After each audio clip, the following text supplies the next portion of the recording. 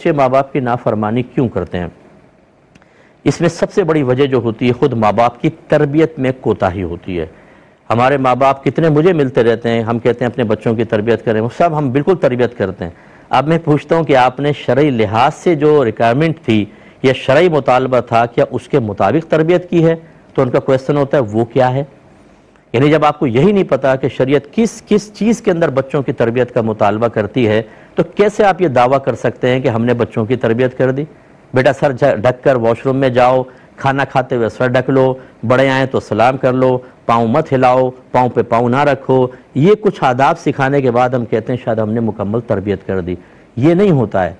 तरबियत में बहुत सारी चीज़ें होती हैं और तरबियत जो है वो उसका मतलब ये होता है कि तबलीग शै इला कमाल ही शैअन फशैअन, किसी शय को दर्जा कमाल तक पहुँचाना आहिस्ता आहिस्ता।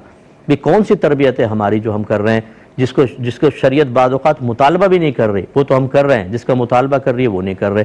तो फिर बच्चों को चूँकि पूरा दीन नहीं पता होता, वो बदतमीज़ी कर बैठते हैं। और कभी मैंने ऐसा भी देखा है कि माँ बाप कहते हैं हमारे बच्चे बहुत अच्छे हैं, बहुत तरबियत याफ्ता हैं, हालांकि वो बच्चे गुनाहों में माँ बाप के साथ ताउन कर रहे होते हैं। माँ बाप उनको अच्छे होने का सर्टिफिकेट इसीलिए जारी कर रहे होते हैं कि हमसे बदतमीज़ी नहीं करते, ये हमारी नाफरमानी नहीं करते, सर झुका के बात सुनते हैं।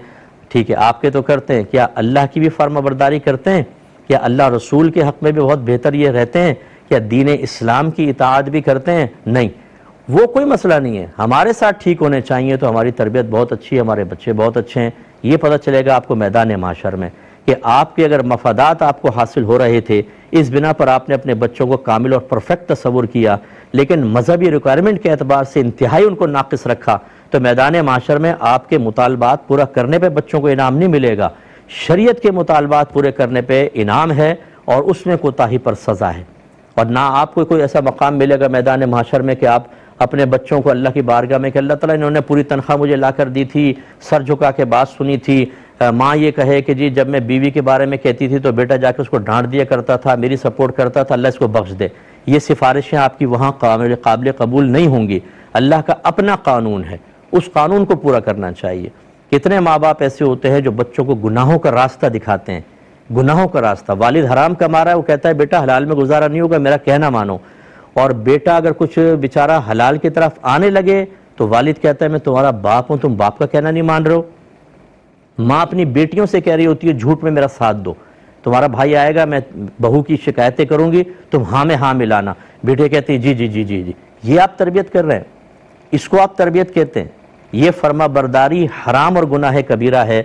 इसलिए कि नबी करीम सल्लल्लाहु अलैहि वसल्लम ने इरशाद फरमाया कि अल्लाह की नाफरमानी में किसी मखलूक की इताअत जायज़ नहीं है। इसलिए बुरा मत मानिए जो माँ बाप मुझे सुन रहे हैं। मैं नहीं कह रहा हूँ कि आपने बिल्कुल तरबियत नहीं की होगी, लेकिन खुदारा मैदान महशर की गिरफ्त से बचने के लिए एक दफ़ा ज़रा ये जानने की ज़हमत गवारा कर लें कि शरीयत बहैसियत माँ बाप के बच्चों की तरबियत के सिलसिले में हमसे किस चीज़ का मुतालबा कर रही है और क्या हमने वो इस अंदाज से तरबियत की है कि नहीं की।